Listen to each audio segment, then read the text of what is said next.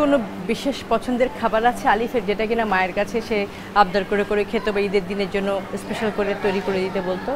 হ্যাঁ, ও খুব বিরিয়ানিটা পছন্দ করে, তো এবার কিছু বলে না আমাকে। আর ও বলতেছে আম্মু, রোজার থেকে শুরু করে বলছে যে আম্মু আমি রোজা রাখতে পারলাম না, আমি নামাজ পড়তে পারি না, তা ঈদের দিনে আমি তো কোথায় যেতে পারবো না, ঘুরতেও পারবো না। মানে এটাই আমার খুব কষ্টকর যে আজকে আমার ছেলে আজকে হাসপাতালে নিয়ে বসে আছি আমরা।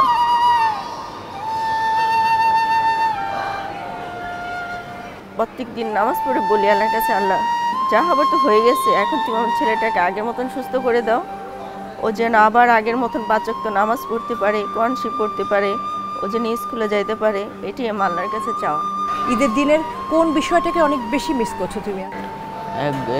আপনার ঈদের নামাজটাকে, আর হলো ফ্রেন্ডের সাথে যে ঘুরতে যেতাম, এই দুইটাই খুব মিস করতেছি।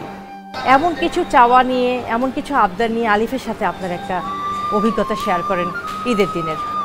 ঈদের দিনে শেয়ার বলতে ও সবসময় মানে ঘোরাটা পছন্দ করে। ও বলবে সকাল হলে বলবে নামাজ পড়ে এসে কিছু খাওয়া দাওয়া করে, আম্মু চলো আব্বুকে নিয়ে একটু বিকেল বেড়ে ঘুরে আসি। প্রত্যেক দিন তারাবির সময় হলে বলবো কি, আম্মু তুমি তো গতবার ই করে আমাকে নামাজে পাঠাইছো, আজকে তো তুমি আমাকে বলো না।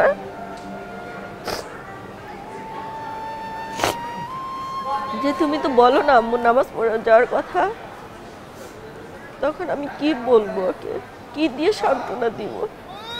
এই সান্ত্বনার ভাষা তো আমার কাছে নাই।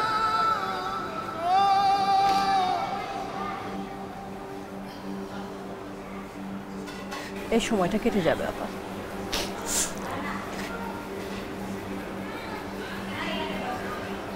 আমরা চাই আলিফ আবার সুস্থ হয়ে আগের জীবনে ফিরে যাক। ঈদের কাপড় চোপড় এগুলো কিনে দেননি আলিফকে? না, ও বলছে আমি কিচ্ছু নেব না ঈদে, কোথাও যেতে পারবো না, ঈদের কাপড় নিয়ে করবো কি? দর্শক, এই গল্প শুধু আলিফের একার না, এরকম আলিফ অনেক আছে। জুলাই আগস্টের এই বৈষম্য বিরোধী আন্দোলনে বুলেটের আঘাতে এমনভাবে আহত হয়ে অনেক আলিফ বিভিন্ন হাসপাতালে।